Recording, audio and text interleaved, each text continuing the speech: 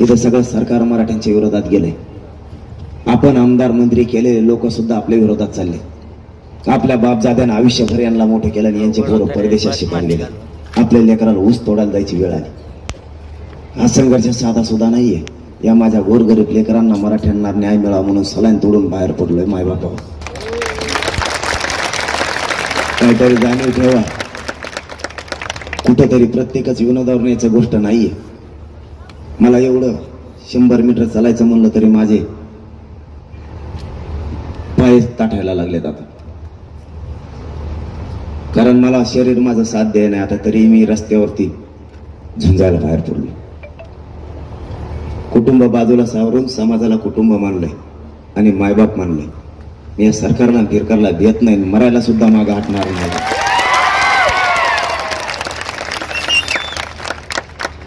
मला एक मोबाईलमध्ये एक प्रश्न विचारायचा. आपली मागणी ओबीसीतून आणि सगळ्या सोयऱ्यांची अंमलबजावणी आणि सरकार म्हणतंय, देवेंद्र फडणवीस कालपासून म्हणतायत 10% जे आम्ही आरक्षण दिलंय यामुळे मराठा समाज समाधानी येईल, खुशी.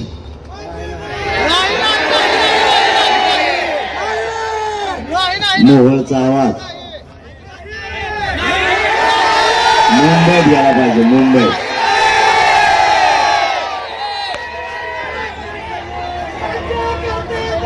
आणि कशाचे रे?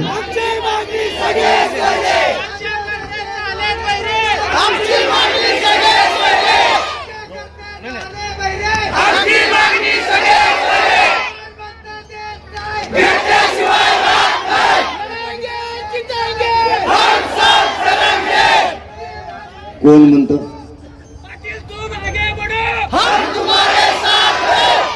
की मराठा समाधानी?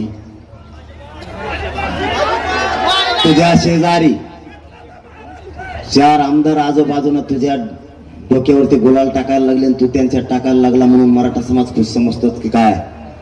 माझा मराठा समाज खुश नाही. आम्हाला पाहिजे ओबीसीतून आरक्षण, सगळ्या सोयऱ्याच्या अंमलबजावणी. त्याशिवाय सुट्टी नाही. त्याशिवाय सुट्टी नाही. मोहोळने दुसरी कमाल केली ती पण बघ म्हणा लगेच. नजर पुरं नाहीत केला लोक इकडे येऊन बघ. ते मग त्याच्या मागं लोक न राहिले. माझ्या मागं न राहिले. मी का निवडणुकीला भरावलं का? त्या मी गोरगरिबांच्या लेकरासाठी जीवाची बाजी लावून लढायला लागलो. मी काय वाईट करायला लागलो? या मराठ्यांचे लेकर आता मोठे झाले पाहिजेत. राज्यापासून केंद्रापर्यंत क्लास 1 पासून क्लास 4 पर्यंतचे अधिकारी झाले पाहिजेत. IPS IAS दर्जाचे अधिकारी झाले पाहिजेत. यासाठी मी संघर्ष करतो. माझ्यापासून मराठा समाज लांब जाण्याचं कारण काय? तू सांगतो म्हणून तूच बघ आता तुझं दुरण कुठं टेकत येते. मी 2च दिवस झालो बाहेर पडलोय. 6चा कार्यक्रम नांदेडचा, 7चा. मला नाही वाटत 2 दिवस मी त्या कार्यक्रमाला जाईन म्हणून. गाव तिथं मराठा पेटून उठला आणि तुम्ही चाळाण्या सुरू केल्यात. पोरावर केसेस करायचे. तुमच्याकडे ऐक सुरू. हा, आमच्याकडे सुरू झालं. आपण चलो मुंबईचे बोर्ड नाही लावले का?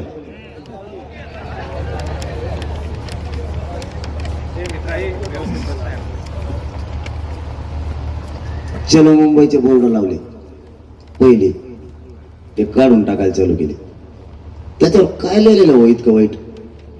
त्याच्यावर असं लिहिलंय का एकामेकाला कापाकापी करण्यात यावी? त्याच्यावर असं लिहिलंय का या ठिकाणी दहशतवादी केंद्र आहे तिथे गोळ्या न्यायला यावा? त्याच्यावर काय लिहिलंय का एकामेकाच्या टंगड्या मोडण्यात याव्यात दगड घालून? मग बोर्ड काढायला झालंय काय तुम्हाला? आचारसंहिता लागली का? अरे मग अडचण काय? मराठ्यांच्या बोर्डाची एवढी दहशत आणि तुम्हाला माझा फोटो महाराष्ट्रात दिसू द्यायचा ना? असा पण जर असला तर माझा फोटो माझ्या मराठा मायबापाच्या मनात येईल आणि माझ्या मायबाप मराठ्यांचा फोटो सुद्धा माझ्या पण हृदयात आहे. मराठा समाज माझ्यासाठी जीव की प्राण आहे. आणि तुम्ही फोटो काढून काय होणार? आता बोर्ड काढायला चालू केले. मी विचारलं ते का पोलीस बांधवाच्या अधिकाऱ्याला, पोलिसांना दोष देऊ नका, त्यांचा काही दोष नाही, हे वरच नीट बसा नाही. त्याचा तांगा पलटी करू, तुम्ही टेन्शन ना घेऊ.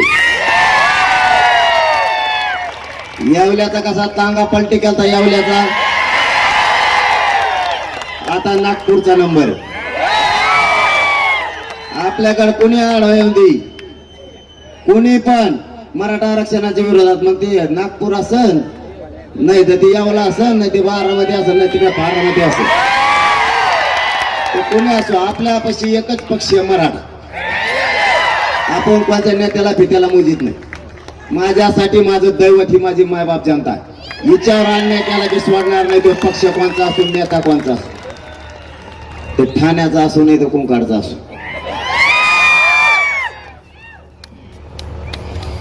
बोर्ड काढायला चालू केले. मी एका पोलीस बांधवांना फोन करून विचारलं, थोडा वेळ आहे ना, ऊन लागा लागले तुम्हाला?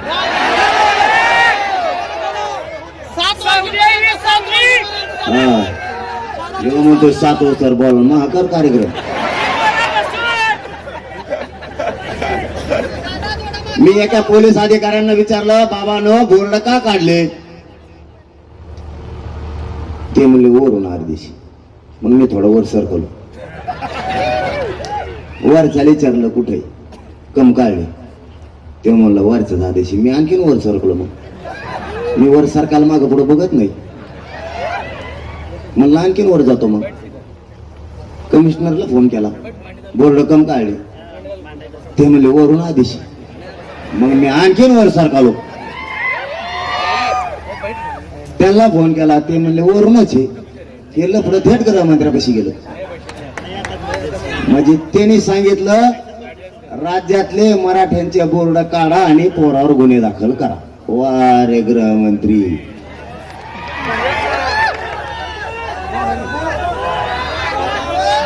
तुम्हाला एक गोष्ट माहिती का माय बापा, आपल्या घरात जर लेकरू जन्मलं तर त्याचं 5व्या दिवशी नाव ठेवते, त्याला पाची म्हणते.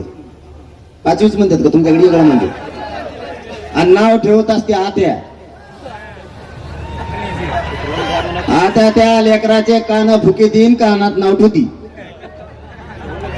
सध्या गृहमंत्री आत्याच्या भूमिकेत आहे. गृहमंत्री पोलीस बांधवांच्या कान फुके देईन, त्यांना सांगते कर गुन्हे दाखल. तिकडून सांगते आत्या, इकडं गुन्हे दाखल सुरू. बघा काय आत्या भूमिका पार पडी ती. आणि आत्याच्या पोटातले नळ फुगलेत मराठ्याच्या द्वेषाने. पोट वसरायचं औषध मराठ्याकडे. थोडे दिवस दमकाल. आणि तसं तर औषध आणलंय बी मराठ्याने. 2-4 दिवस झालं मी ऐकतोय. तुमच्याकडे ऐकणे का आम्ही?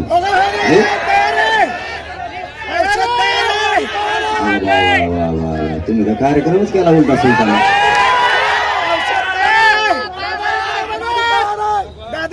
आता मराठ्याने नवीनच थंडा आणला.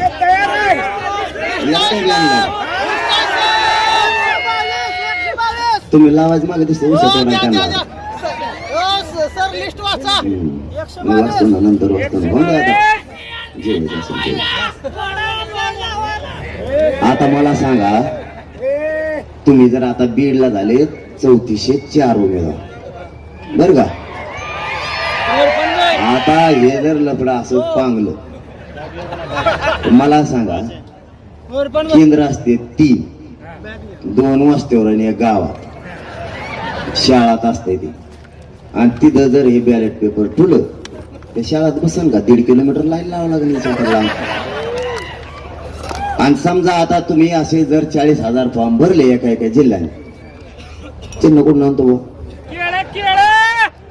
आता चिन्ह का आणतो? कांदा, बटाटो, तांबटू, गोटे गाठे कुठून? आणि समजा बॅलेट पेपर आथरीला,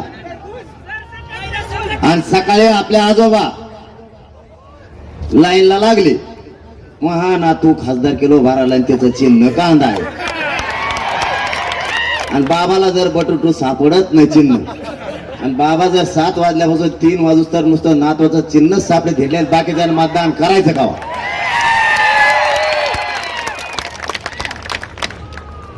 आता लयच खेळ फांगीला हो तुम्ही, त्यांना झोपाय ना. मला तर वाटतं आपली फाईट बघून जेवढ्या राज्यात निवडणूक आहेत तिकडं असंच होतं का काय घ्या, तुम्हाला नाही तर आम्हाला नाही. लागू द्या राष्ट्रपती राजवट.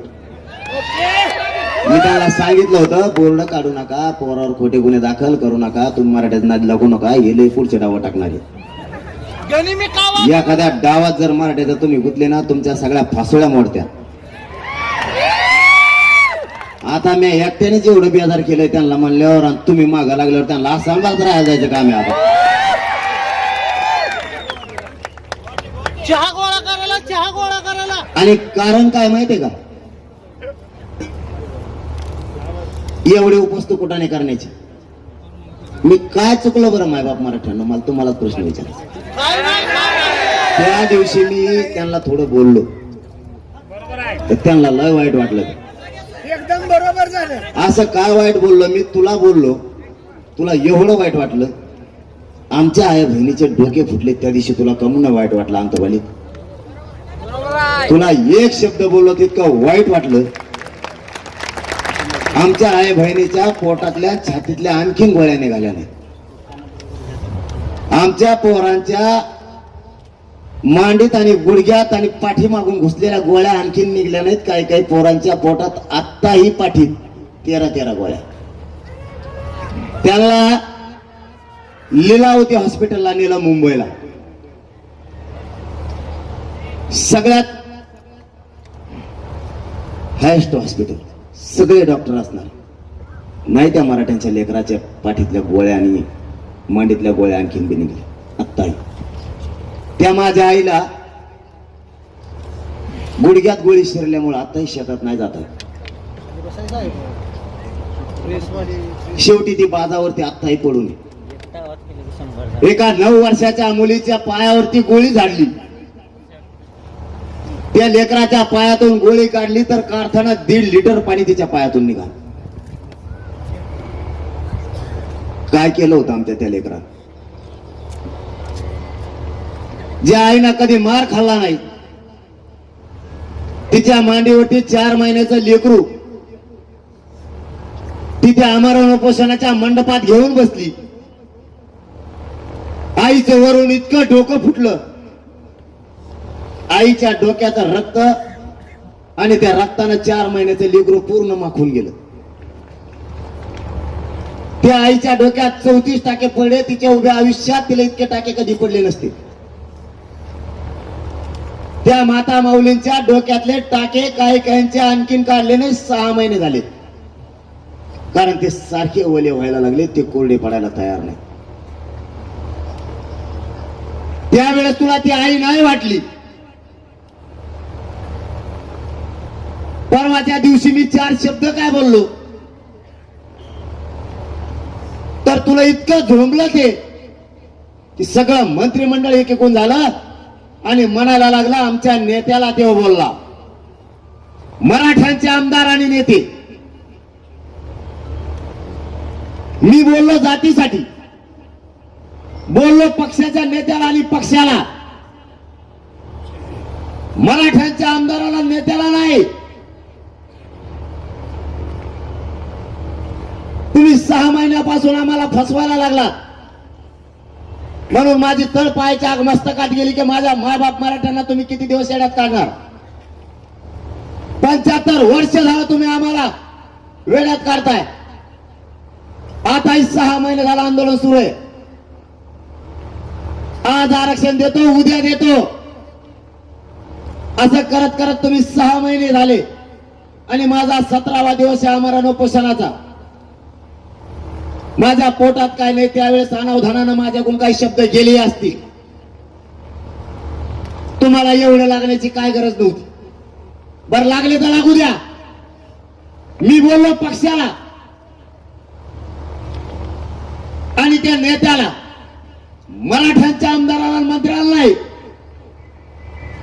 मग मराठ्यांच्या आमदारांनी मंत्र्यांनी म्हणायला पाहिजे होतं त्याच्या नेत्याला, अधिसूचना तुम्ही काढली कायद्यात बदल करण्याची. मराठ्यांची मागणी ओबीसीतून आरक्षण आणि सगळ्या सोयऱ्या जर ओबीसी आरक्षणात घालायचा असला तर 2001च्या कायद्यानुसार 2012चा कायदा दुरुस्त करावा लागतो. त्यावेळेस सगळा सोयरा हा ओबीसी आरक्षणात येतो, 2012च्या कायद्यात येतो. अधिसूचना तुम्ही काढली की मराठ्यांच्या आमदारांनी मंत्र्यांनी म्हणायला पाहिजे होतं तुम्ही ही अधिसूचनेची अंमलबजावणी करा. जरांगे पाटील कसा बोलतो ते आम्ही बघतो. त्यावेळेस मी सुद्धा कानाला धरला असतो माझ्या स्वतः. नागपूरच्या अधिवेशनाच्या वेळेस यांना सांगितलं मराठ्यांच्या आमदारांनी आवाज उठवा. एकही मंत्री आणि मराठा आमदार बोलला नाही. आता मुंबईला आर्थिक अधिवेशन सुरू झालं, त्यातही आपण सांगितलं मराठ्याच्या आमदारांना आणि मंत्र्यानं सगळ्या सोयऱ्याच्या अंमलबजावणीसाठी आवाज उठवा. एकही बोलला नाही. मग तुमच्या नेत्याला बोलल्यावर तुम्ही मराठ्याचे, मी आरक्षण मागतोय मराठ्याला, त्याच्यात तू बी आला, तू बी आरक्षण खाणार, तो आजा खाणार, तो चुलता खाणार, तो पोरं खाणार, रक्त आमचे गोरगरिबांचे मराठ्यांचे लोक जाणार, याच्यात तू पण मोठा होणार.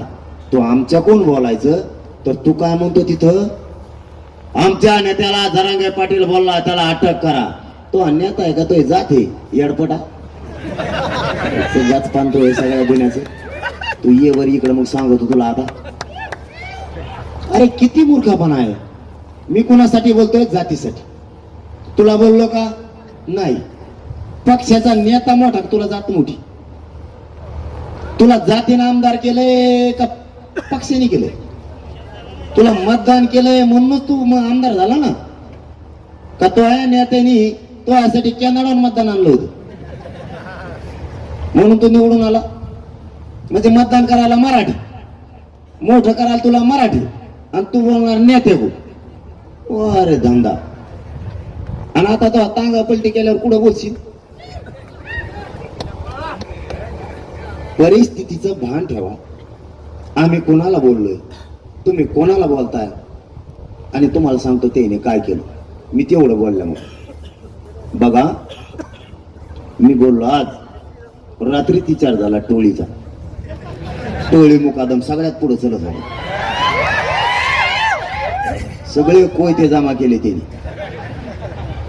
आणि त्यांना सांगितलं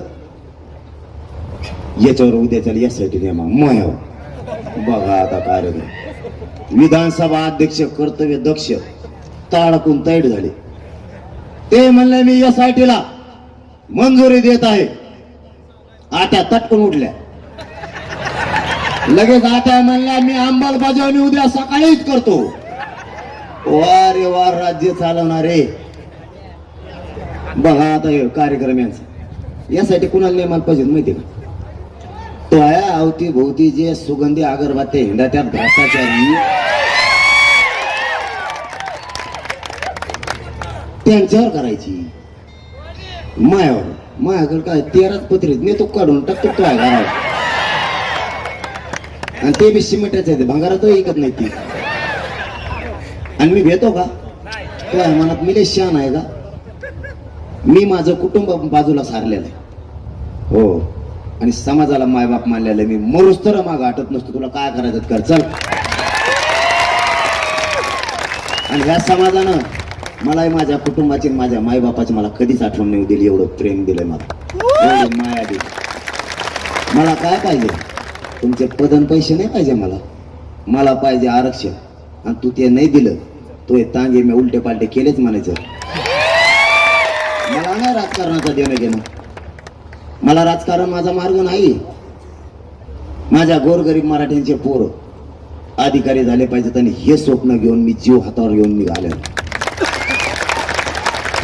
आणि तू मला भेटतो SIT. आता मला एक तर मीडियावाल्याने विचारलं SIT झाली तुमच्यावर. म्हणलं मला SIT म्हणजेच कळा काय आधी. त्यामुळे आपण उत्तर नाही दिलं त्याचं. म्हणलं थांब मला आधी कळून देईन मग देतो भाऊ. आणि मग ते म्हणले तुम्हाला असं असं होणार तसं होणार. म्हणलं असं आहे का? हो नाही म्हणलं काय आता मी काय कोणाचा रुपये घेतलेला नाही, माया माग कोण नाही, माया माग यो पक्षी, माया माग कोण नाही, मा मालक आहे आवडाची, कारण मी याला दैवत मानतो आणि ही जनता माही मालक आहे. आणि बाकीचा माया पैसे टिकत बी नाही. तुम्हाला खरं सांगतो, ज्या ज्या वेळेस तुम्ही इथून मागं जर बघितलं असाल ना, बघा ना आपलं किती नशीब भारी. आपलं उन्हात सभा सुरू येतो, वरचा निसर्ग सुद्धा साथ द्यायला लागला. सावली डोक्यावर आपलं. सरकारचा कार्यक्रम लावल्याशिवाय तुम्ही सोडित नाही राहत. SIT नेमली, मला ते SITचा लवकर मेळ नाही लागला. म्हणलं ठीक आहे, आपल्यात जर इकडे भांडणं झाले, जनरल सांगतो आम्ही आणखीन बोलशील ऐक टाइम तुम्हाला मागचे तिकडे ओके चलो नाही का वर म्हणून काय माया पुढचा स्वभाव व्हायचा अंदाज दिसना मला आता. तुम्ही इतके जमले तर मला दम नाही का ना मग बोला नाही सुरू करू. बघा आता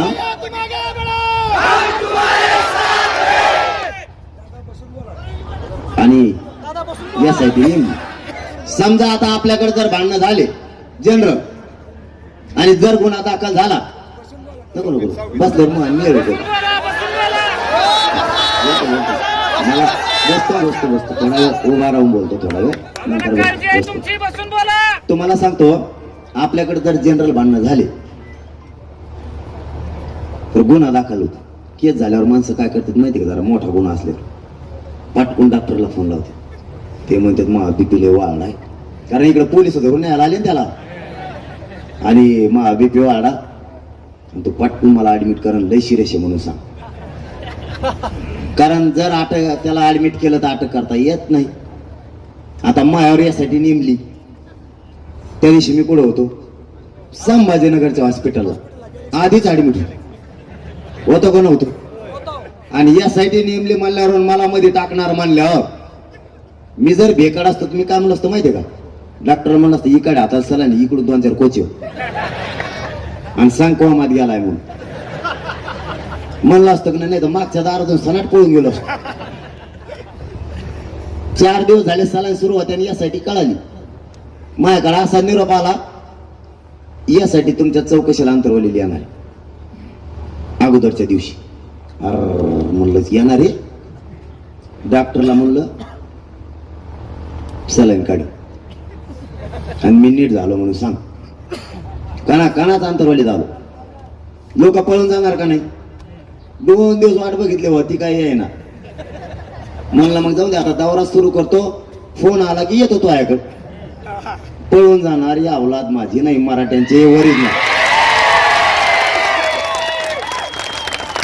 तू मला जेलला टाक नाही तर तू अहवाल बनव नाही तर चौकशा कर. तू जेलला मला टाकलं तरी संपला आणि नाही टाकला तरी संपला. कारण मी जर आत गेलो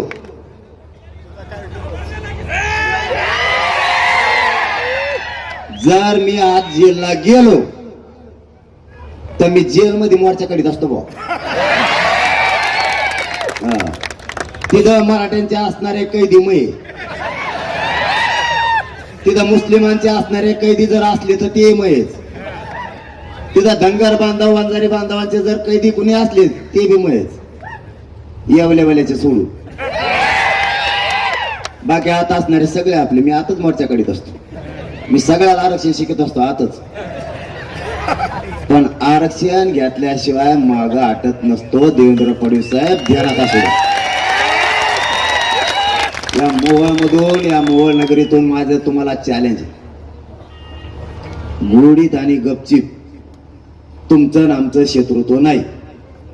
गपचिप सगळ्या सोयऱ्यांची अंमलबजावणी करून ज्या 5-6 गोष्टी ठरलेल्या, गॅजेट सगळ्यापासून गुन्हे आणि शिंदे समितीची मुदतवाढ गुढीत करा. जर असले चाळे करायचा प्रयत्न केला तर ते बाकीचे तुम्हाला बेले असतील. जेलला जायचं नको म्हणून मी मध्ये जायला भेट नाही, बाहेर राहायला भेट नाही. मी कुठं राहिलो तरी तुम्हाला टेन्शनच.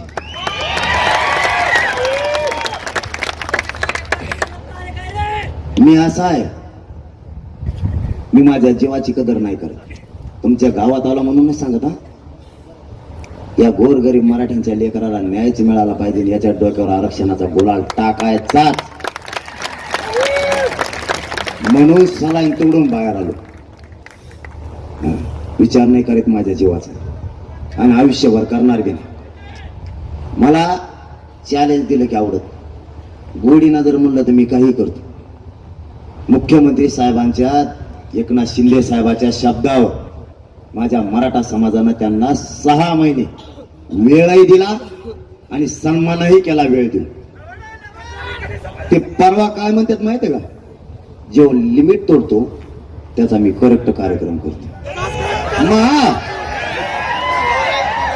मग मी बी सांगून टाकलं, जो मर्यादा तोडतो त्याचा मी करेक्टच कार्यक्रम करीत असतो.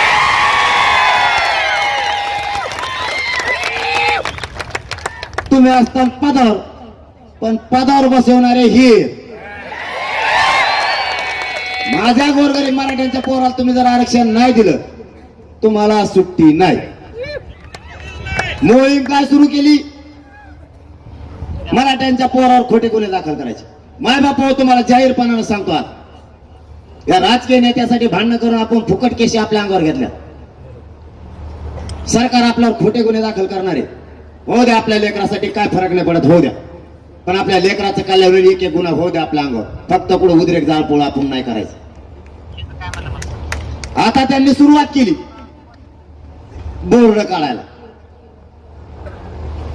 बोर्ड काढताना फक्त एक काम करा, आपण काढू नका. तर पोलिसांना सांगा तू काढून न्याचा घेऊन जाय तिकडे, आपण काढत नाही. म्हणजे ते आत्याकडे जातं, परत गृहमंत्र्याकडे जातं, ती विषय तिकडेच नेऊन घालायचा. बरं, आता तुम्ही सगळे बोर्ड काढले बरोबर. आता समजा आमचे काढले आणि एखाद्या वेळेस समजा सोलापूरला सभा आहे तुमची, त्या टायमाला तुम्ही आमच्या मोहोळमध्ये काय लावणार, चलो सोलापूर लावणार का नाही? मग आमच्या सोलापुरात तो कस का लावला रे, आमच्या तुला जमानात आणि आमच्या मोहोळमध्ये कस का लावले? बरं, तरी लावले तर लावू द्या, काढू नका. मी म्हणतो म्हणून काढू नका. आपण दोघांनी एकमेका शब्द मोडायचा, राहू द्यायचा. फक्त पोलिसाला फोन करायचा, सांगायचं आमचं तुम्ही काढून येता, एवढा काढून द्या. आणि तुम्हाला काढून न्यायचा नसला त्याच्यावर गुन्हा दाखल करा. त्याने आमच्यावर केलेला. आता आपल्याला यांच्या बोर्डाला पर्याय आणलाय, आपण उद्यापासून सुरू करा. पर्याय असा आहे, हे आपले बाहेर लावलेले बोर्ड काढायला लागले की नाही, मग आपण झेरॉक्सचं एक पान घ्यायचं, झेरॉक्स एवढं, आणि त्याच्यावर वर छापायचं मी मतदार, आणि मतदाराच्या खाली लिहायचं 1 मराठा लाख मराठा किंवा 1 मराठा कोटी मराठा, जे लिहायचं ते, आणि त्याच्या खाली सगळ्यात मोठ्या अक्षरात लिहायचं, माझ्या दारात एकाही पुढाऱ्याने यायचं नाही. आणि आपल्या कावडाला चिटकून द्यायचं, आपल्या कावडाला चिटकून द्यायचं ते, आपण आपल्याच घराला. मग कुठं जाईन आता येऊ मतदान आणायला, येईल जातो का नदी हिंडत, आपल्या दरवाजाला लावायचं. तेच पॉम्पलेट आपल्या 4 व्हीलरला बी लावायचं, तेच पॉम्पलेट आपल्या मोटरसायकलला लावायचं. कदाचित एखाद्या पुढाऱ्याला रस्त्याने त्याची गाडी बंद पडली, तेव्हा जर म्हणला मला मोटरसायकल ह्या थोर नेऊन सोड, त्याला ह्या थोर न्यायचं ना, अर्ध्यात उतर माझ्या गाडीत खाली.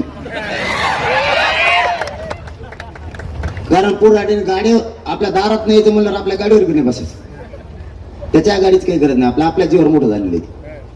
त्याला आत्ता व्याजार होतंय ते जर मराठीने थोडं बाजू सोडलं त्याला. ही मोहीम सुरू करायची. आपल्या दाराला लावू शकतो की नाही आपण?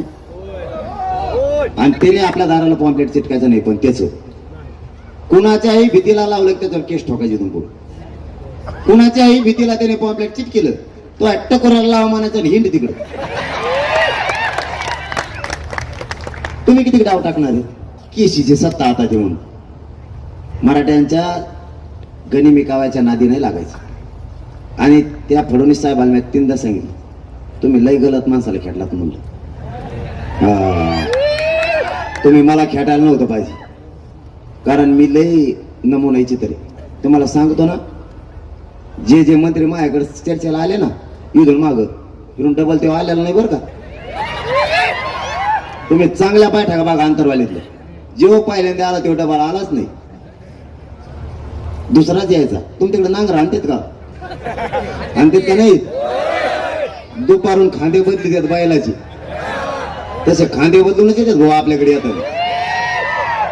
सुट्टीच नाही आपल्यापाशी, कारण मी माझ्या जातीकडून प्रामाणिक. मायबाप सगळ्या सवऱ्यांची अंमलबजावणी केल्याशिवाय नाही आटायचा.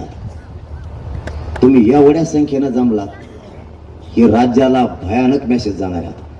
कारण ही होती बैठक.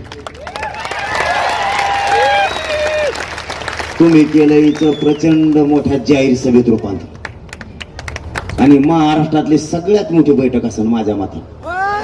100%. एवढी बैठक असते काय कुठं? इकडे बघितलं तरी तितकेच, इकडे बघितलं तरी तिकडे, माग वळून बघितलं माग तेवढेच आहेत.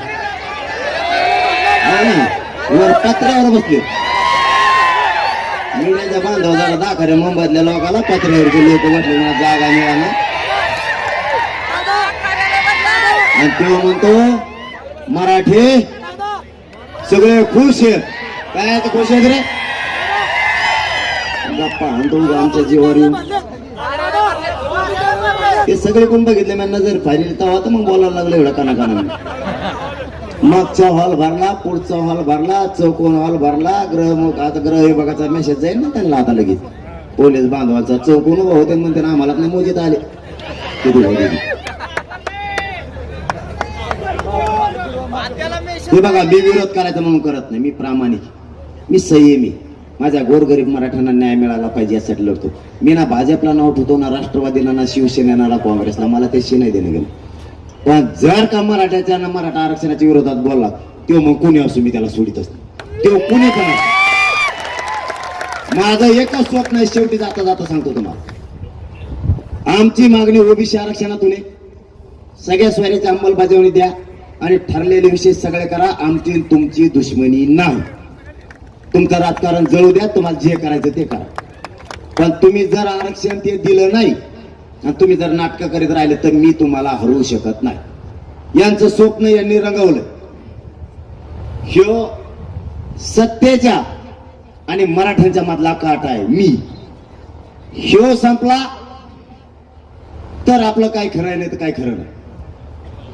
एक तर याला 10% आरक्षण स्वीकारायला लावा, मला नसता याला गुंतून टाक. मी माझ्या जातीशी गद्दारी नाही करू शकत. 10% घेऊ.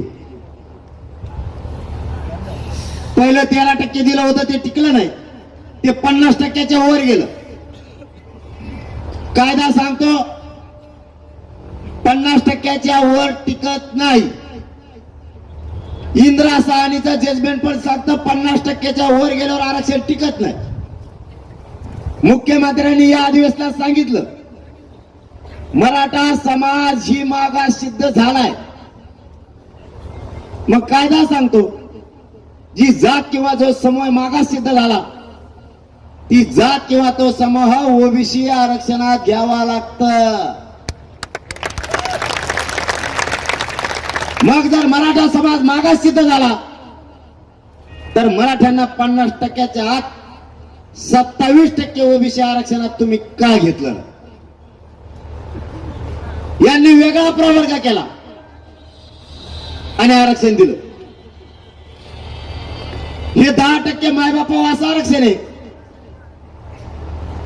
जी जात मागास सिद्ध झाली त्याला ओबीसीच्या सगळ्या सवलती लागू कराव्या लागतात. या 10% इंजिनिअरिंग नाही, मेडिकल नाही, MBBS नाही. आणि मग काय? मग पहिलीची फी भरतो का? आमची पहिलीची 13 रुपये फी आहे ती भरितो का? आणि तो काय करतो का 40-40 लाख असणारा MBBS फी माफ? ते दिलं कशाला? मी या मोहोळ मधून जाहीरपणानं सांगतो ते 10% मागितलेलं आरक्षण हे मागितले 3 जणांनी आणि ते लागतंय 200-250 ना फक्त आम्हाला करोडो मराठ्यांना ओबीसीवरच पाहिजे. तरी पण त्या 250 साठी आम्ही लढायला तयार आहेत मराठी. कारण ते बी आम्हीच दिले, याच आंदोलनाने दिले ते सुद्धा. पण त्या 250 जणांसाठी आपल्याला आड पडू नये म्हणून, नाही तर त्यांना बी नव्हतं ते बी. आतापर्यंत 57 लाख नोंदी मराठ्यांच्या सापडल्यात. 1.25 करोड मराठ्यांना आरक्षण मिळालं. याच गोरगरीब मराठ्यांमुळे आतापर्यंत मिळालं. काय वाईट केलं मी? एवढा संघर्ष केला, काय वाईट केलं? 75 वर्षात मिळत नव्हतं ते गोरगरीब मराठ्यांना मिळतंय. आणि तुम्ही म्हणता यो काटा, याला बाजूला काढा. 10% आरक्षण आम्ही स्वीकारायला तयार आहे त्या 250 लोकांसाठी. मराठा समाज मागास सिद्ध झालाय. या 50%च्या आत 27% मराठा स्वीकारतेत. मराठा वर जर ते गेलं तर ते टिकत नाही. 2 याचिका दाखल झाल्या. पहिली 10% आरक्षणाच्या विरोधात याचिका दाखल झाली. दुसरी पोलीस भरती आणि शिक्षण भरती निघाली, त्याला सुद्धा आता स्टे आणण्यासाठी चॅलेंज केलं. म्हणजे चौकून मराठ्यांचं वाटोळ. याच्यासाठी ते आरक्षण आम्हाला नको. मग त्यांनी ठरवलं याला गुतवा, नसता 10% लादायला लावा. का? तर मराठ्यांनी गुलाल उधळला नाही. मराठ्यांनी गुलाल उधळला होता 2018ला, तर यांची 106 आमदार निवडून आले होते. त्यावेळेस गुलाल उधळला नाही, ते निवड केला. आपला सोपडा साफ व्हायचा मागे दिसतो. आम्हाला तुमच्या राजकारणाशी घेणं देणं नाही. तुमचे पडतील की निवडून येतील याच्याशी नाही. तुम्ही उद्या सगळ्या सोयऱ्यांची अंमलबजावणी द्या आणि ठरलेल्या गॅजेट प्रमाणे, गुन्ह्याप्रमाणे काम करा. तुमचं राजकारण तुम्हाला लक लाभ. माझ्या मराठ्यांना तुमच्या राजकारणाचं काय देणं घेणं नाही आणि मला सुद्धा नाही. आमचा प्रामाणिकपणा आणि निष्ठा ही फक्त आरक्षणाशी. तुम्ही आणखी शहाणे व्हा. तुमच्या हातातून वेळ गेलेली नाही. फडणवीस साहेब, तुम्हाला विशेष करून या मोहोळ शहरातून सांगतो, तुम्ही आमची सगळ्या सोयऱ्यांची अंमलबजावणी द्या. आम्हाला काही गरज नाही. हेच मराठे तुम्हाला डोक्यावर घेऊन नसतील. पण तुम्ही नाही दिलं तर मुंडक्यावर टाका सुद्धा मागे पुढे बघणार नाही. आता आरक्षणाची लढाई पुन्हा ग्राउंडवर आपण निघालो. माय बापा, तुमच्या जीवावरती मी माझी जीवाची बाजी लावून तिथं लढतोय. माझं शरीर मला आता साथ देत नसूनही मी लढतोय. मी मरायला भेटणार नाही. फक्त आरक्षण मिळेपर्यंत माझ्या शरीरानं मला साथ द्यावी एवढीच देवाकडे मी सध्या प्रार्थना करतो. फक्त आरक्षण मिळूच तर मला शरीराने साथ दिली तरी बस. आणि आरक्षण मिळेपर्यंत जर शरीराने साथ दिली तर मी यांच्या मुंडक्यावर पाय देऊन आरक्षण आणतो म्हणजे आणतो. आणि मराठा समाजालाही सांगतो, माझं मुंडकं जरी यांनी कापून नेलं ना, तरी मराठ्यांना आरक्षण मिळून दिल्याशिवाय 1 इंचही माग हटणार नाही. शब्द आहे माझा तुम्हाला. फक्त तुम्हाला एकच विनंती, आंतरवालीला हाक दिली त्यावेळेस तुम्ही 1.5 ते 2 करोड मराठे आले होते. पुन्हा जर मला तुमच्या पाठबळाची आशीर्वादात जर गरज लागली, जर हाक दिली तर करोडच्या संख्येने एकदा बाहेर निघा. माझा उद्देश माझ्या मराठ्यांच्या लेकराला न्याय मिळाला पाहिजे यासाठी. माझा हट्ट एकच आहे, या ओबीसी आरक्षण देऊन या मराठ्यांच्या पोरांच्या लेकराच्या डोक्यावर गुलाल टाकायचा म्हणजे टाकायचा. मी मरण पत्करायला तयार आहे, पण माग हटायला तयार नाही. माझ्या बापांनो माग हटायला आता तयार नाही. आणि सरकारची नेमकी तीच अडचण झाली. सरकारची अशी अडचण झाली, मी त्यांना फुटत बी नाही, मॅनेज बी. ही सगळ्यात मोठी त्यांची अडचण. आणि ज्या समाजाला मी मायबाप म्हणलं, त्या समाजाशी गद्दारी करणारी पैदास माझी नाही. मी नाही गद्दारी करू शकत, कारण मला तुमचे पैसे नको आणि पद बी नाही लागत. मला पैशाचं मग कवाच जमत नाही. जसं हिंदीचं मग जमत नाही तसं. कवा बघा तुम्ही माझ्याकडे कर्जच असत आणि पद नकोच मला. याच्यापेक्षा काय मोठं पद पाहिजे. हे वैभव कोणाच्या नशिबात नाही. मुख्यमंत्री साहेब आणि उपमुख्यमंत्री साहेब, ते नाद तुम्हाला आहे. पद घ्यायची आणि द्यायची. कोणाला रातचीच फोडीत आणि सकाळी तिसरीकडे दाखवतात. आणि खरी यासाठी त्यांची लावायची तर मै लावली काय माझ्याजवळ यासाठीला. आणि येऊन दे बरं तो यासाठीला. सगळ्यात जास्त मंत्री तुमचेच गुतणार आहे. त्यांनीच मला फोन केलेला. मी खपऱ्या कोणी व्हायरल करीत असतो, मी भेट नसतो. तुम्ही लय फोन केलेला आम्हाला विरोधक, तरी मला भेट फोन करायचा. पण तो मिटून घ्यायसाठी इतके फोन केले मी कप रेकॉर्डिंग देत असतो मराठ्याला. हा. हे फेस येणाऱ्या मोबाईलवर कॉल करते मला कळलं